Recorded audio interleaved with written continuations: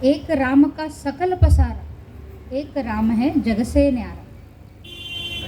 एक राम ज्यांना आपण ओळखतो आणि ज्यांना वाल्मिकींनी म्हटलंय दशरथ का बेटा, एक ते राम आहेत. आणि एक राम घट घट में लेटा, प्रत्येक जीवांमध्ये ते आहे ते रामच आहेत. एक राम का सकल पसारा, हा सगळं जो विश्व आपल्याला भासतोय दिसतोय आहे मिथ्या आहे, हा जो सगळं विश्व आहे त्यांचीच लीला आहे. आणि एक राम आहे सबसे न्यारा, हे सगळं असतानाही जे अलिप्त आहेत, जे निर्गुण निराकार आहे, जे परब्रह्म आहेत, ते सुद्धा श्रीराम आहेत. म्हणून म्हटलं श्रीराम कथेचा थांग पत्ता लागत नाही. ते निर्गुण आहे की साकार आहे, ते देव आहे की मानव आहे, ते परब्रह्म आहे की ब्रह्म आहे, काहीच कळत नाही आपल्याला. फक्त भक्तिमय भावानेच त्यांना काय नम्र निवेदन करू शकतो. आणि ते शरणागत वत्सल आहे. या श्रीरामांच्या यवराज्यपदाच्या अभिषेकाची गोष्ट सुरू आहे. आणि तेव्हाच त्या कैकेयीचं डोकं नेमकं फिरत आहे. आणि ते फिरवणारी ती मंथरा आहे, जी कैकेयीच्या माहेरून आलेली आहे. बरं, आणि मी जसं सांगितलं की त्या काळी बरेच मंडळी माहेरून सासरी यायची आपल्या मुलीचं सगळं संसार कसा सुरू आहे हे बघायला. तर त्यावेळेस कैकेयीच्या घरची पण मंडळी होती, कौशल्याच्या इथलची पण होती आणि सुमित्राच्या इथलची पण मंडळी तिथे राहायची. तसंच सीता आणि त्यांच्या सगळ्यांची पण मंडळी आलीच आहे की नाही. आता ही मंथरा जेव्हा कैकेयीला म्हणते तेव्हा ती कैकेयी कोपभवनात गेली आहे सरळ.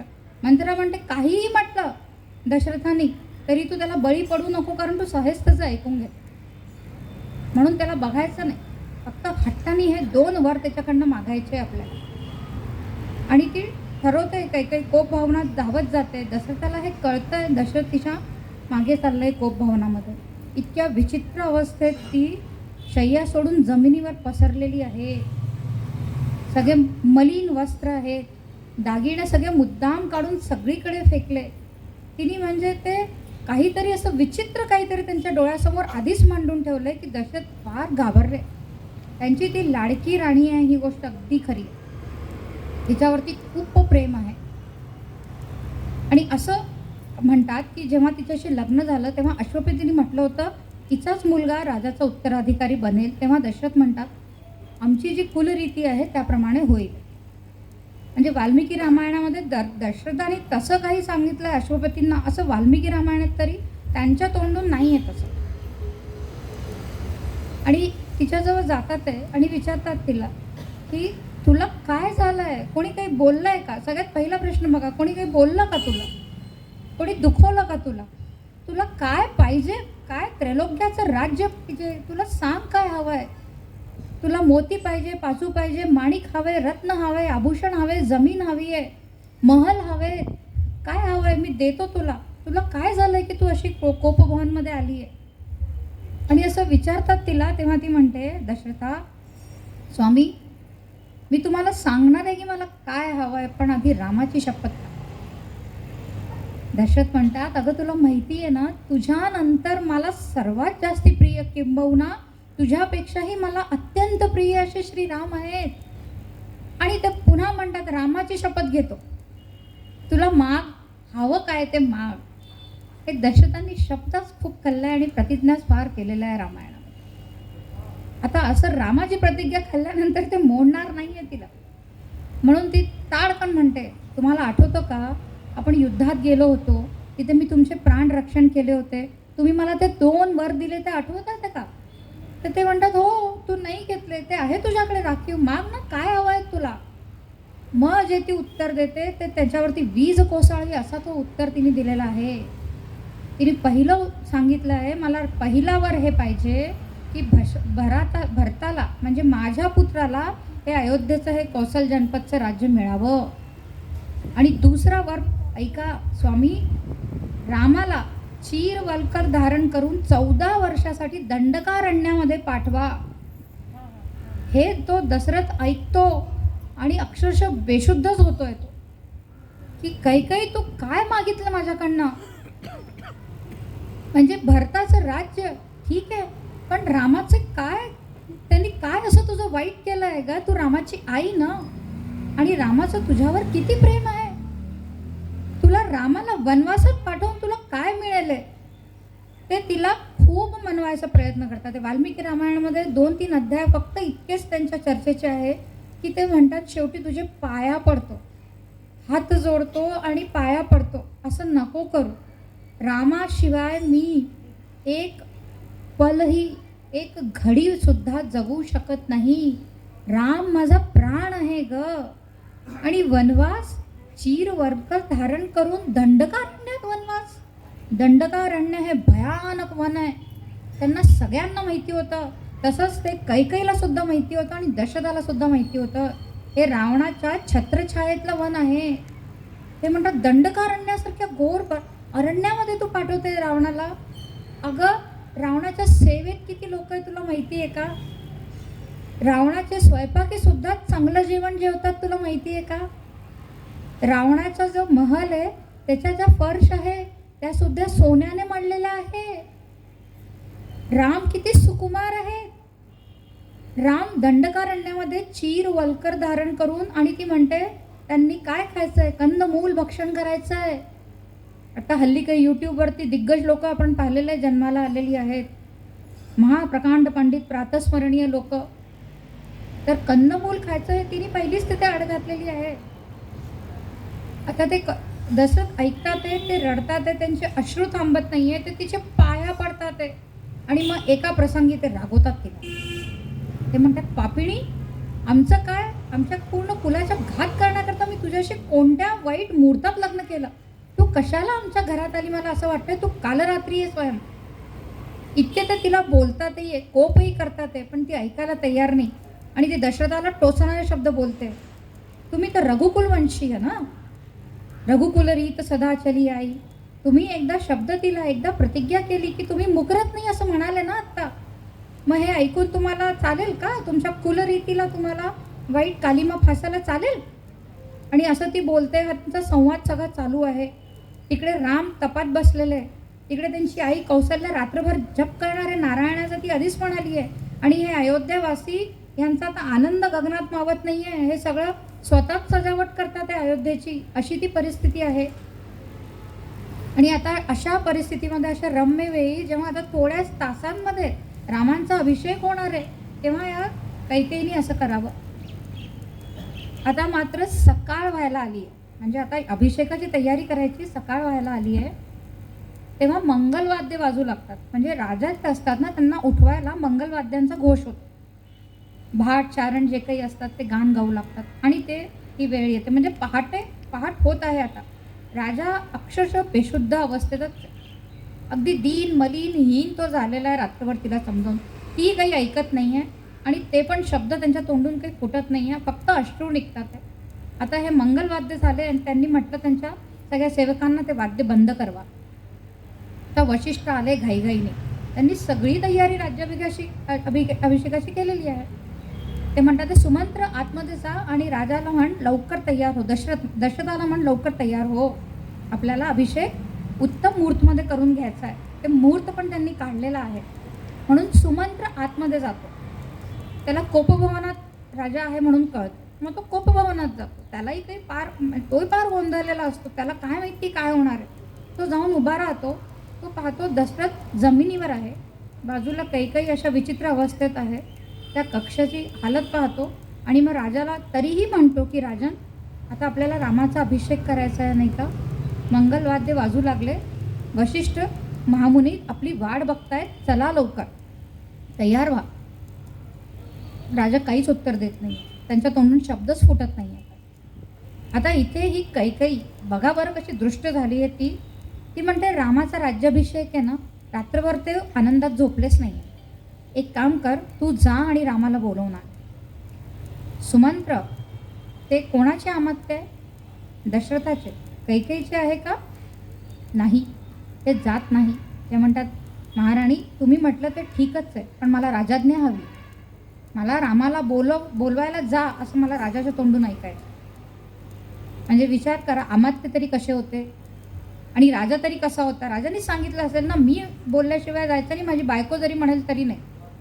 आणि इथे फर्स्ट क्लास ऑफिसर, मोठे मोठे सरकारी अधिकारी यांच्या मुलांनी सुद्धा आज्ञा दिली की पाळावी लागते. म्हणजे राजाचं शासन किती कठोर आहे बघा. त्यांनी हे सांगितलं असेल आणि अमात्यांनी पाळलं आहे. म्हणून ते कैकेयीला उत्तर देतात, ते राजाज्ञा झाल्याशिवाय मी इथून हलणार नाही आहे, मला त्यांच्या तोंडून ऐकायचं आहे की तू जा. म्हणून दशरथ कसं तरी करत फक्त डोळ्यांनी त्याला म्हणतात की हो, रामाला बोलव. आणि रामाजवळ ते सुमंत्र गेले आहे, रथाने गेले आहे. आणि सीता अत्यंत आनंदित आहे की रामाला शृंगार वगैरे करू का म्हणून ती आनंदित आहे. आणि रामाला जसंच कळतं सुमंत्रांकडनं की वडील बोलवतात आहे आपले, तर ते सीतेला म्हणतात, सीते कैकेयी आणि दशरथांनी बोलवलं, म्हणजे आईवडिलांनी बोलवलं आहे. तुला माहिती आहे का, कैकेयीचं माझ्यावरती मातेचं खूप प्रेम आहे, त्यांना काहीतरी राज्याभिषेकाला मला विशेषच करायचं आहे, म्हणून ती आपल्या वडिलांना हट्ट करते आणि म्हणून तिच्या हट्टाला बळी पडून प्रेमापोटी मला दशरथ बोलवतात आहे. मी आत्ता जाऊन येतो. आता जेव्हा सुमंत्र त्यांना घ्यायला चालले तेव्हा अयोध्या नगरीला माहिती आहे रामाचा अभिषेक आहे, ते सुमंत्रांसोबत सगळे जातात, जल्लोष करत जातात, ते राम येतात ते आता इकडे दशरथाच्या महलात त्यांना भेटतील आणि मग अभिषेक होणार आहे. म्हणून अयोध्यावासी इकडून तिकडे तिकडून इकडे आपलं त्यांच्या मागे चाललंय. आता जेव्हा राम निघाले आपल्या महलातनं तेव्हा त्यांच्या डोक्यावरती छत्र धारण केला जातो, त्यांना उत्तम रथात बसवलं जातं आणि त्यांच्यावरती पुष्पाचा वर्षाव केला जातोय. बघा बरं, जीवनामध्ये नियती किती कठोर असते. त्यांच्यावरती पुष्पवर्षाव होतोय, अयोध्यावासी आनंदित आहे. रामाच्या महलामध्ये काही माहितीच नाही आहे काय आहे आणि तिकडे कैकेयीच्या कोप भवनामध्ये काय आहे माहितीच नाही आहे. नियती फार कठोर किंवा फार विचित्र असं म्हणीन मी, ती कळतच नाही कोणाला काय ती करणार आहे, काय डावपेच ती करणार आहे. तिने देवालाही सोडलेलं नाही आहे. आणि हे राम आता भरभर तिकडे चालले दशरथाला, आपल्या वडिलांना वाट बघायला नको म्हणून, आणि आनंदाने चालले, त्यांना काही नाही असं. ते आनंदाने जात आहेत, कोपभवनात प्रवेश करतात आणि वडिलांची अवस्था पाहून त्यांचा चेहरा एकदम फिका पडतो. सुमंत्रलाही कळलेलं नाही आत्तापर्यंत की नेमकं काय झालेलं आहे. आणि राणीवासाच्या सगळ्या राण्या पण आजूबाजूच आहेत. राम विचारतात की पिताश्री काय झालं आहे तुम्हाला, तुमची काय आज्ञा आहे, तुम्ही मला काही नीट परिस्थितीत दिसत नाही आहे. आणि मग ते कैकेयीकडे बघतात, म्हणे माते आज माझ्याशी माझे वडील बोलत का नाही आहे, यांना काय झालं आहे. म्हणून ते तिच्याकडे बघतात आहे, वडिलांकडे बघतात आहे, दोघंही काही बोलत नाही आहे, त्यांना समजत नाही आहे. मग कैकेयी मात्र शब्द उच्चारते, रामा तुझ्या धाकापायी तुला वाईट वाटेल किंवा तू पालन करणार नाही या भीतीने तुझे वडील तुझ्याशी बोलत नाही आहे. हे ऐकतात राम आणि त्यांना इतकं मनापासून वाईट वाटतं, धिक्कार आहे माझ्या पुत्रधर्माला. माझ्या वडिलांनी माझ्याशी बोलायला किंवा मला काही सांगायला किंवा माझ्याशी काही मागायला संकोच करावा, तर मी तर धिक्कार आहे माझ्यासारख्या पुत्रावर. माते तुला माहिती आहे त्यांनी म्हटलं ना की विषप्राशन कर, समुद्रात उडी घे किंवा अग्नीत जिवंतपणी जा, मी एका क्षणाचाही विलंब न करता आपली पितृआज्ञा पाळली नाही. हे फक्त पिता नाही आहे, मला यांनी मुंजीच्या वेळेस मंत्र दिला म्हणून माझे गुरु आहेत आणि या सगळ्या इक्ष्वाकू वंशाचे ते राजे आहेत, म्हणजे माझेही प्रजापालक राजे आहेत. म्हणून माझे पिता, माझे राजे आणि माझे गुरु अर्थातच आमचे स्वामी ते आहेत. मी का त्यांची आज्ञा पालन करणार नाही.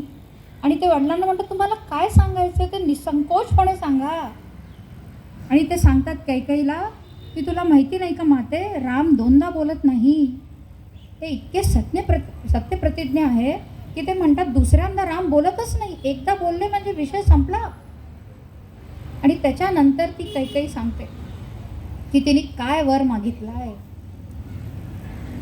आणि कसं बसं ते दशरथसुद्धा ते उच्चार करतात. त्यांना माहिती आहे हे राजाज्ञा मागतील म्हणजे पुन्हा ते आलंच दशरथाकडे. म्हणून दशरथ कसं तरी करत ते 2 शब्द 2 वर उच्चारतात. आता बघा, रामाच्या डोक्यावर छत्र आहे, चवर आहे, उत्तम वस्त्र त्यांनी परिधान केलेली आहे आणि आता काही तासांमध्ये किंवा काही क्षणांमध्ये ते अभिषेकासाठी निघणार आहे यौराज्यपदाच्या. आणि हे रामांनी ऐकलंय.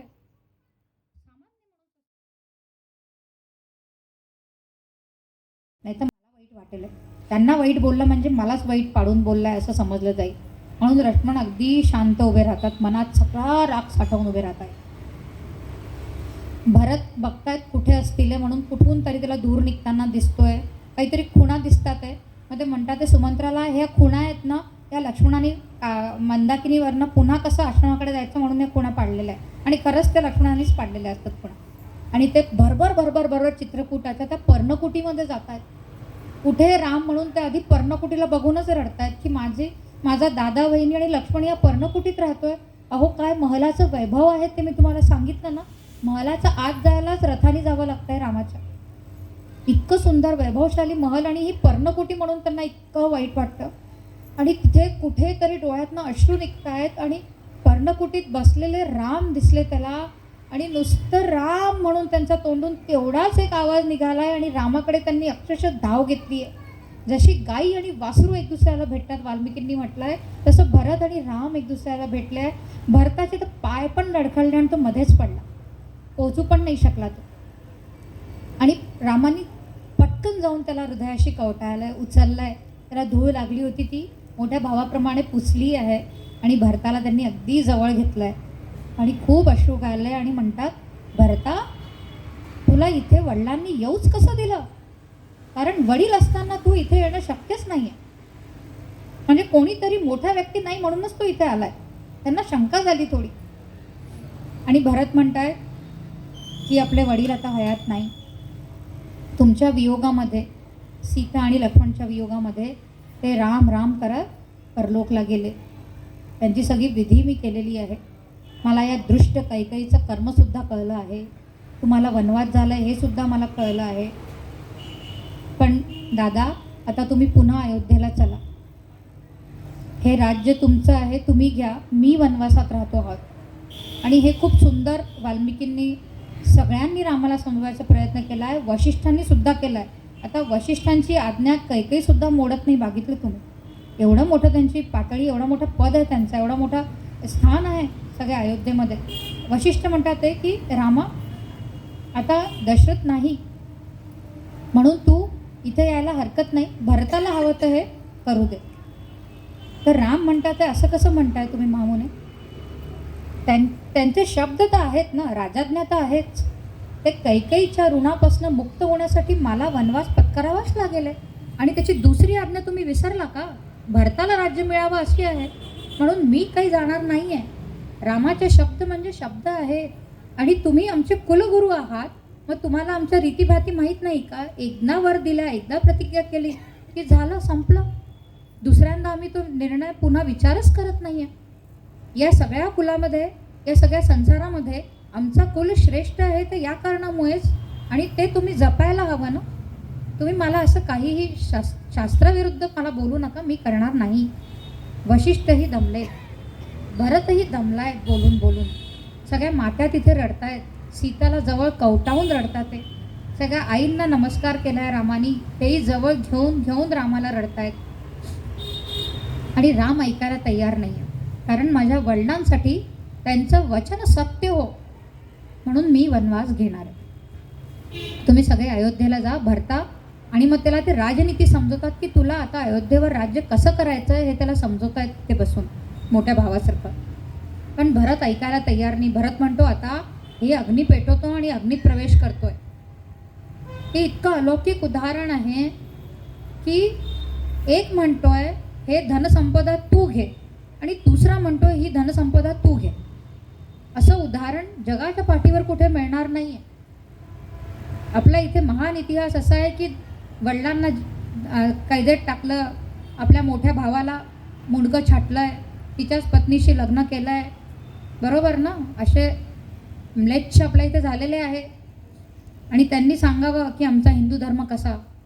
त्यांनी हे बघावं की हे सगळे भाऊ एक दुसऱ्याला म्हणतात ते तू राजलक्ष्मी घे, मला नको, मी वनवासाला जातोय. आणि ते म्हणतात आम्हाला नको, तू घे, आम्ही वनवासाला जातोय. किती अलौकिक उदाहरण आहे हे. जगा वेगळं चरित्र आहे रामायणामध्ये.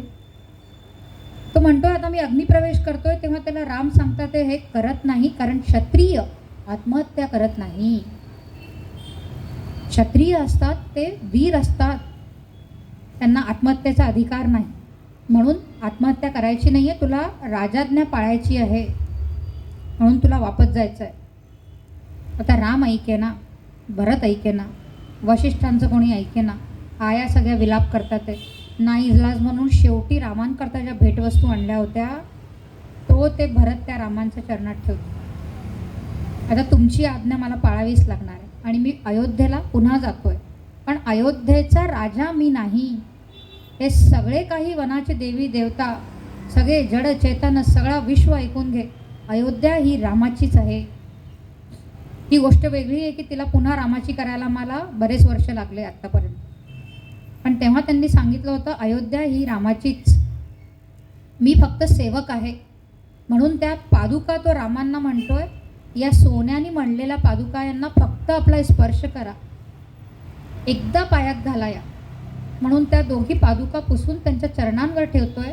राम त्याला एकदा स्पर्श करताय आणि अक्षरशः भरत म्हणतोय, आजपासनं जे काही आमचं राज्य, इक्ष्वाकू वंशाचं राज्य आहे, त्याचं सगळं योगक्षेम या तुमच्या पादुका बघणार, मी नाही.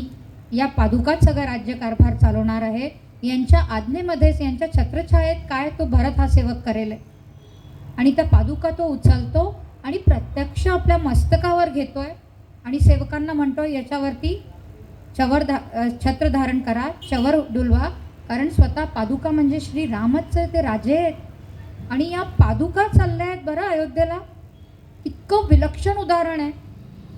आपल्या डोक्यावरती आपल्या मोठ्या भावाचा पादुका म्हणतोय की या पादुकाच इतक्या सक्षम आहे रामा, की त्या अयोध्येचं राज्यकारभार सगळं योगक्षेम वहम करू शकतात. आणि असं म्हणतोय तो पादुका उचलायच्या आधी तो रामांना नमस्कार करतोय. तो इतका रडतोय की असं म्हटलं जातं की त्याच्या डोळ्यातल्या अश्रूंनी रामाच्या पायाला अभिषेक होतोय. आणि तो रडतोय म्हणून राम इतके रडतात आहे की त्यांचे जे अश्रू आहे ते त्याच्या डोक्यावरती, मस्तकावर प्रेमाचा अभिषेक करतायत. आणि अशा त्या परिस्थितीमध्ये ते सगळे लोक चित्रकूटवरनं रामांचा स्पर्श केलेल्या पादुका राजा म्हणून वापस आणतायत. त्याचं राज्यकारभार ते पादुका बघणार म्हणून मोठ्या सिंहासनावरती ते ठेवल्या जात आहेत. भरत म्हणतो, यापुढे मी नंदीग्रामात राहणार, अयोध्येत प्रवेश मी करणार नाही. मी जटावल्कल धारण करीन, कंदमूल खाईन, जसे माझा दादा झोपतो तसाच मी जमिनीवर झोपणार आहे. तपस्वी आणि ब्रह्मचारी जीवन यानंतर मी जगणार आहे. त्याच्यानंतर ते पादुका ठेवतायत, त्या पादुकांना नमस्कार करतात आणि म्हणतात, यानंतरचे जे काही निर्णय होतील त्याच्याकरता तुम्ही मला आज्ञा द्यावी. म्हणून ते पादुकांना निवेदन करत करत राज्यकारभार करतात. काय अलौकिक उदाहरण आहे बघा. आणि त्या पादुकांच्या समकक्ष कसं बसू शकतात म्हणून ती भूमी खोदतायत आणि खाली करतायत. आणि ते खाली बसतात कारण राजासोबत ते बसू शकत नाही. रामांच्या पादुकासोबत तरी कसं मी बसावं म्हणून ते खाली बसतात. वरती पादुका आहेत. काय थोर भरतांचं चरित्र आहे बघा. आता या सगळ्यांमध्ये कोणाला मोठं म्हणावं हेच काही रामायणात कळत नाही. आणि असा सगळा राज्यकारभार चालू आहे. चित्रकूट आता सगळ्यांना कळलेलं आहे, त्यामुळे हे कधी पण येतील, अयोध्यावासीच येऊन जातील. म्हणून हे चित्रकूट सोडतायत आणि पुढे राम आता जात आहेत. आता पुढे गेल्यानंतर विराट नावाचा एक राक्षस त्यांना मिळतोय. त्याला काय मारतायत कारण त्यांनी सीतेला स्पर्श केला आणि सीतेला स्पर्श करूच शकत नाही रामासमोर कोणी, म्हणून त्याला मारतायत. त्याच्यानंतर ते शरभंग ऋषींच्या आश्रमात जात आहेत. शरभंग ऋषींच्या आश्रमात जसेच ते दारावर जातात तसे इंद्रदेव शरभंगाला भेटतायत.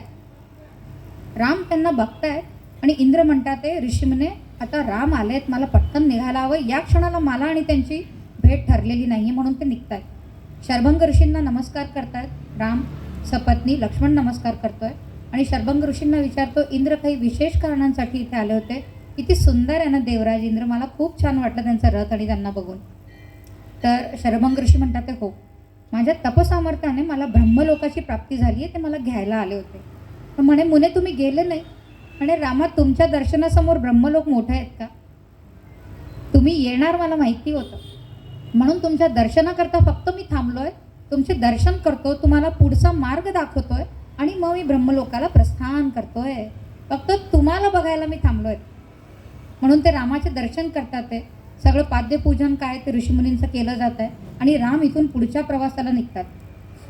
इथे मध्ये त्यांना जेव्हा निघतात आहे शरभंग ऋषींच्या आश्रममध्ये, तेव्हा ऋषीमुनी आता पहिल्यांदा रामासमोर येतात आहे, समूहामध्ये येतात आणि म्हणतात, राम, दंडकारण्यात तुमचा निवास आहे.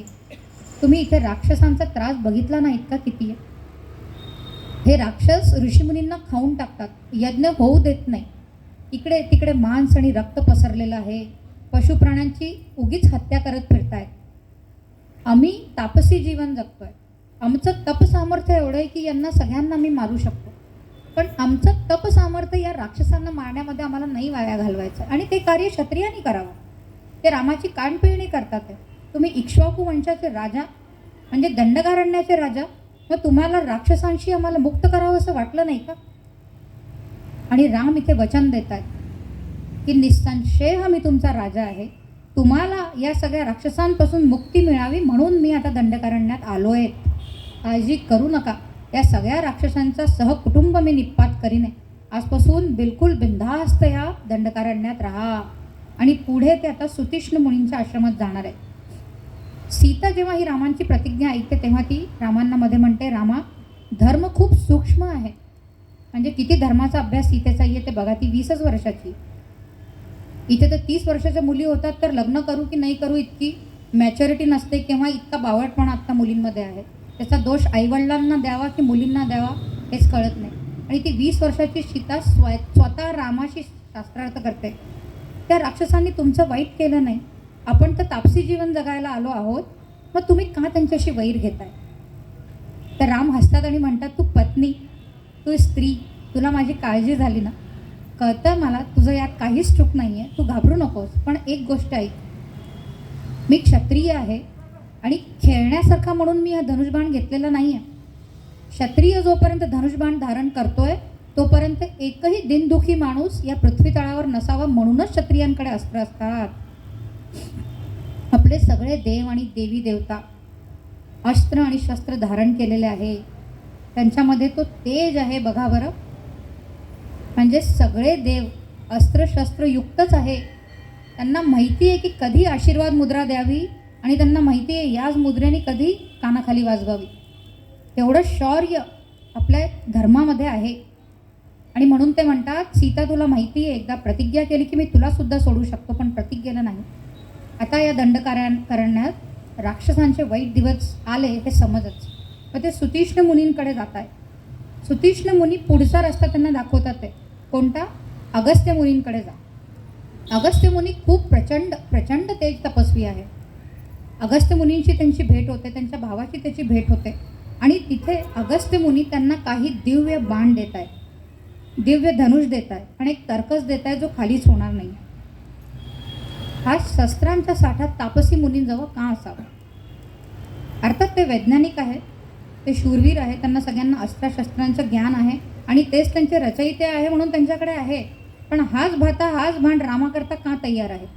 मी तुम्हाला म्हटलं तो प्रवास मुनींनी ठरवला होता. राम येणार आहे आणि त्याला हे शस्त्र द्यायची अगस्त्य मुनींनी आधीच ठरवलं आहे. म्हणून ते अगस्त्य मुनी त्यांना महाविध्वंसक ते बाण आणि अस्त्रशस्त्र सगळे देत आहेत. राम ते घेत आहेत आणि त्याच्यानंतर पुढे कुठे जाऊ म्हणून त्यांना विचारतात. अगस्त्य ऋषींना माहिती आहे की यांना पुढे कुठे जायचं. ताडकन म्हणतात पंचवटी. पंचवटी ही उत्तम आहे तुमच्यासाठी. पण ते सांगतात ते रामा, तुम्हाला वनवास झाला ठीक आहे, लक्ष्मण तुमचा भाऊ म्हणून आलाय ठीक आहे, पण लक्षात ठेवा सीता ही तिथे राहू शकत होती तेव्हा स्त्री सुलभ चंचलता अशी आहे की जेव्हा नवऱ्याकडे धनधान्य नसतं तेव्हा स्त्री त्यांना यात टाकून बोलते या सोडू शकते. ही स्त्री सुलभ स्वभाव आहे. पण सीता या सगळ्या वेगळी बरं. ही लहान वयामध्ये तुमच्या मागे मागे आली आहे म्हणून हिची विशेष काळजी घ्या. हिला वाईट वाटेल असं काहीच करू नका.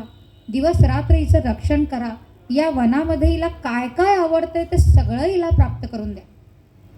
आपल्याला असं वाटतं की आपल्या धर्माने फक्त स्त्रीनी काय करावं तेच सांगितलेलं आहे ना, पुरुषांकरता काही धर्मच लिहिलेला नाही आहे. असं नाही आहे. त्यांनी रामाची पण इथे कानपिळणी केली आहे. सीताला दुःख होता कामा नये. तुम्हाला इथे पती धर्म निभवायचा आहे पूर्ण वेळ. आणि राम त्यांची आज्ञा घेतात आहे आणि पंचवटीला जात आहेत. आता पंचवटी हे कसं स्थान आहे माहीत आहे का? इथपर्यंत आता मानव संस्कृती संपली आहे आणि या पंचवटीचा आजूबाजू खर आणि दूषण जे रावणाचे राक्षस आहे त्यांचं हे सगळा इलाका आहे आणि त्याच्या खाली वानर संस्कृती आहे.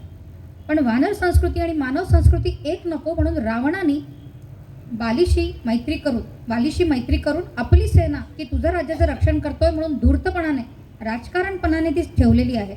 म्हणजे मानव संस्कृती आणि वानर संस्कृतीचं सौख्य झालं, ते एकरूप झाले की माझ्याकरता ते हितकारक राहणार नाही आहे.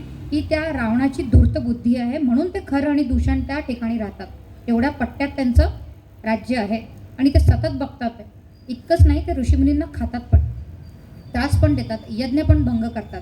ते ऋषीमुनी त्यांना जाळू शकतात ते तपसामर्थ्याने, पण ते करत नाही आहे. त्याचं कारणही त्यांनी प्रत्यक्ष रामाला सांगितलं आहे. आता रामाने वचन घेतलेलं आहे यांचा विध्वंस करणार. आता पंचवटीमध्ये या खरदूषणच्या सगळ्या भागामध्ये आता राम राहायला आले. त्यांना राहायला तिथे पाठवलं गेलं आहे आणि 24 तास त्या राक्षसांची दृष्टी आता रामावरती आहे. आता हा कोण नवीन आला आहे हे त्यांनाही कळलेलं आहे. खरदूषण, आणि तिथे रामानी या खरदूषण, कारण ते सख्य नाही म्हणून आपली सख्खी बहीण शूर्पणखाला पाठवलं आहे. म्हणजे तोही तेजबुद्धीच आहे. ही शूर्पणखा म्हातारी आहे, पांढरे केस आहे, अगदी घाणेरडी दिसणारी बाई, राक्षसीच ती अनायासा एक दिवस दंडकारण्यामध्ये त्या पंचवटीमध्ये फिरताना रामाला बघते. म्हातारी आहे, पांढरे केस आहे, अतिशय घाणेरडी दिसते, अगदी कुरूप दिसणारी आहे ती शूर्पणखा. ती रामाला बघते आणि राक्षसी स्त्रीच अशी असते जी परपुरुषाला पाहून मोहित होते. ती इतकी मोहित होते रामाला पाहून. राम आहेच सुंदर अर्थात, पण आपल्या राम कसे वाटतात, आपले दैवत आहेत, त्यांच्या चरणापर्यंतच काय आपण ती दृष्टी ठेवू शकतो. आणि ही राक्षसी ही रामावर मोहित होते, सुंदर स्त्रीचं रूप धारण करते आणि रामाजवळ जाते आणि म्हणते, रामा, तुमच्याशी लग्न करायची इच्छा आहे माझी, तुम्ही माझ्याशी लग्न करा, मी तुमची पत्नी होईल आणि आपण छान या दंडकारण्यामध्ये खरदूषण राक्षसाच्या सोबत आरामात राहू, चिरकाल राहू. तर राम हसतात आणि म्हणतात, माझी पत्नी सोबत आहे. तर ती सीतेकडे बघते, म्हणे, ही घाणेरडी, इतकी कुरूप दिसणारी, अहो काय दिसतंय ती सीता, आणि मी बघा किती सुंदर आहे, तिला सोडा आणि माझ्यासोबत या. मग रामची ती मात्र थट्टा करतात, बरं लग्न करतो, पण तुला सवतीचा त्रास होणार बरं, आणि ती मोठी आहे, तिचं ऐकावं लागेल, राहशील का मोठ्या सवतीच्या आज्ञेत. मग शूर्पणखाला वाटतं, नको बाबा, आहे. सोडलं तिने रामाला. मग राम म्हणतात, एक काम करतो, लक्ष्मण आहे ना, त्याची आत्ता भार्या नाही आहे, तू तिकडे जा. रामही मजे घेतात. ती लक्ष्मणाकडे जाते. तिने सुद्धा किती पटकन विचार बदलला, रामाला पाहून आली, राम लग्न नाही करत म्हणून लक्ष्मण तू माझ्याशी लग्न कर. राक्षसीस ना शेवटी. असे प्रचार प्रसार करणारे ज्या मालिका असतात, ज्या पिक्चर असतात, हा नवरा तो नवरा तो नवरा, त्या शूर्पणखा संस्कृतीचा प्रचार प्रसार करत आहे.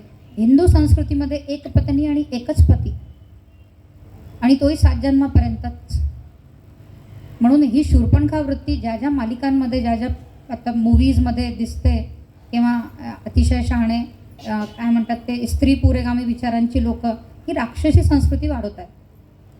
ती लक्ष्मणाजवळ जाते आणि म्हणते, तू इतकी का सुंदर आहे. आता राम सुंदर होते, ती लक्ष्मणावरती अगदी भारावून गेली आहे. म्हणे, माझ्याशी लग्न कर, आपण छान इकडे सगळं ते बोलते.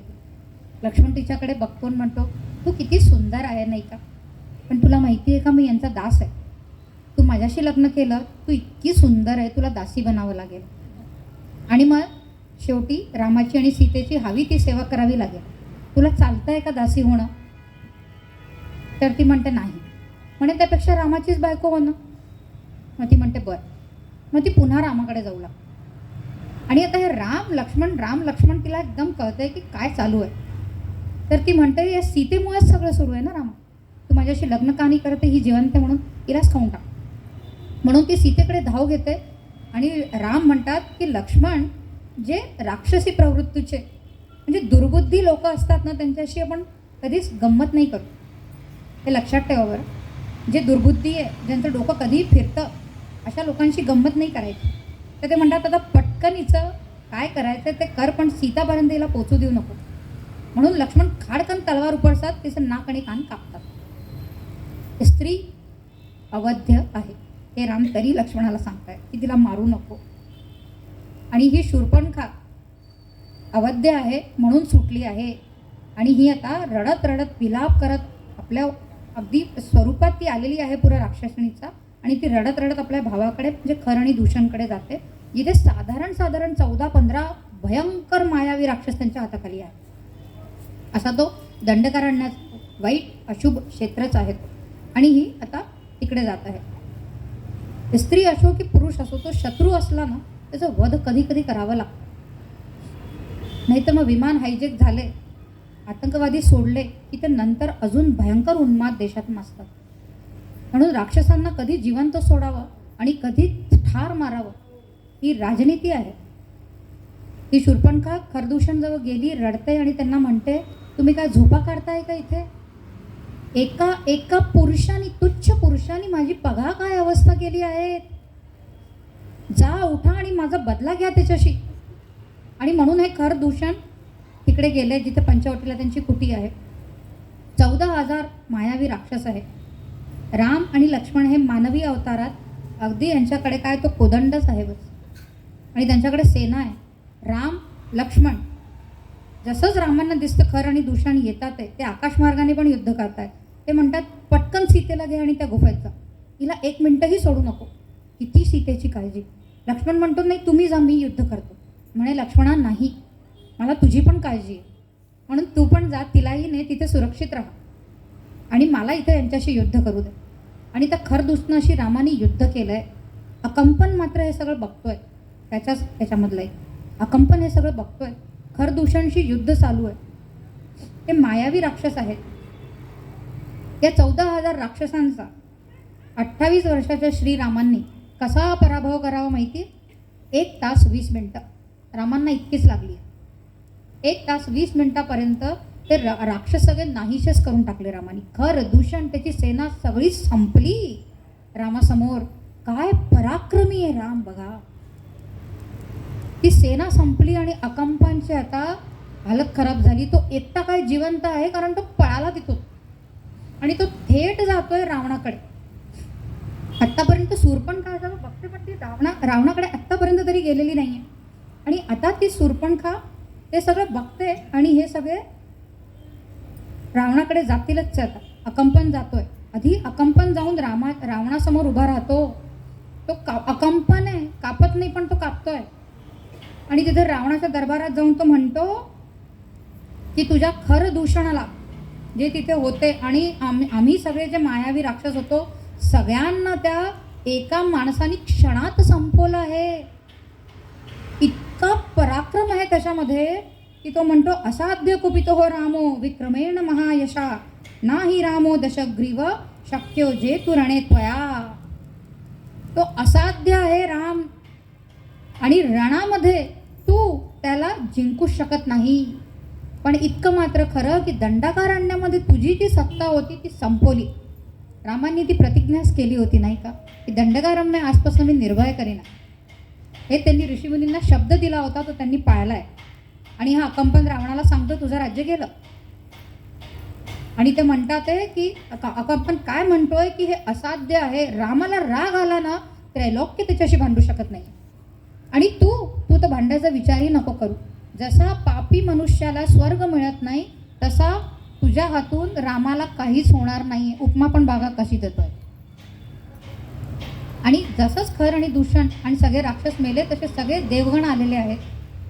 अगस्त्य ऋषी आलेले आहेत. ते सगळे ऋषीमुनी आलेले आहेत आणि ते रामाचा साधुवाद करतात. खूप जल्लोष करतात की दंडकारण्य आता भयमुक्त झाला आहे. आणि अगस्त्य ऋषी म्हणतात रामा याचसाठी तुम्हाला पंचवटीपर्यंत आणलं गेलं होतं. ते आता साध्य झालं आहे.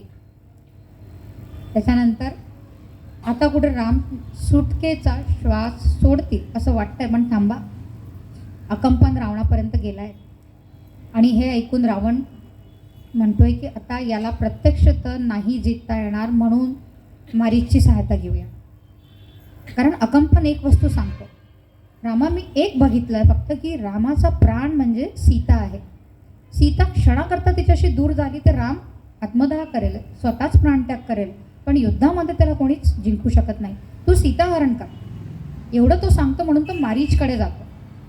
आणि मारीच म्हणतोय तुझा कोणी शत्रू जन्माला आलाय का की कोणीतरी तू शत्रू पाळलाय की कोणाचं तू वाईट केलंय की कोणाला तुझं कुळ संपवायचं आहे. तू रामाबद्दल बोलतोय म्हणजे तो सांगतोय तू घरी जा, तुला जिवंत राहायचं आहे ना तर तू आत्ताच्या आत्ता लंकेला जा. आणि राम हे नाव सुद्धा काढू नको. त्यांच्या पत्नीला हात लावणं. रामा ती इतकी तेजस्वी आहे जसं सूर्याला हात लावू शकत नाही सीतेला स्पर्श पण तू करू शकणार नाही. ती इतकी तपस्विनी आहे. या मारीचला हे माहिती आहे बघा. आणि म्हणून तो रावण ऐकतो, ठीक आहे म्हणतो आणि लंकेला वापस येतो. आणि तो आपला राजदरबारात बसलेला आहे. आता शूर्पणखेला ते काही सहन होत नाही आहे. आपल्या भावाचं वाईट करावं ना तर शूर्पणखासारखं वागावं कोण.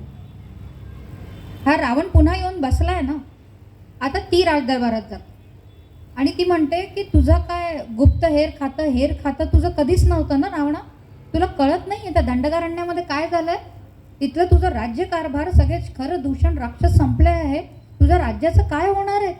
दोन साध्या अगदी नरांनी त्यांना मारावं, लाज नाही का वाटत तुला, तुला गुप्तहेर खात्याने हे सांगितलं नाही आहे का, तू कसा रे राजकारणी, आणि तुझ्या राजकारणी याच्यामध्ये दरबारात बसलेले हे सगळे काय मंत्रिमंडळ मूर्ख आहेत का. असं ती सगळा रावणाचा उपहास करते आणि रावणाचा उपहास करून रावण ते सगळं ऐकतोय, क्रुद्ध होतोय, पण इतकं ऐकून पण त्याला काही फरक पडत नाही. मग ती म्हणते तुझ्या बहिणीचे नाक कापले, जरा तरी माझ्याकडे बघ, माझ्यावरती तुला दया येत नाही का रे, त्या आत्ताच्या आत्ता रामाचा निपात कर आणि माझा बदला घे. आणि मग ती म्हणते नाददानम शराम घोरान विमुंचते महाबलम न कार्मुकम विकीर्षणम रामम पश्यामी सशृंगे. राम कधी बाण काढतो, कधी तो प्रत्यंचा चढवतो, कधी तो बाण लावतो आणि कधी तो सोडतो मलाच दिसलं नाही, असा तो राम आहे ती वर्णन करते. म्हणजे तुझ्याकरता त्याला मारायशिवाय पर्याय नाही, कारण दंडकारण्य गेलं तसं पुढचं राज्यही जाणार, राक्षस संस्कृतीला धोका आहे, तो इतका पराक्रमी आहे. तरी रावण ऐकतोय, क्रोधित होतोय, पण तो काही करणार आहे की नाही करणार आहे आत्ताही त्या बहिणीला माहिती नाही. पण सखी बहीण तिला माहिती आहे की रावण कशावर काहीतरी कर्म करेल. आता ती मात्र ब्रह्मको आहे ना, ती त्रैलोक्य सुंदरी आहे.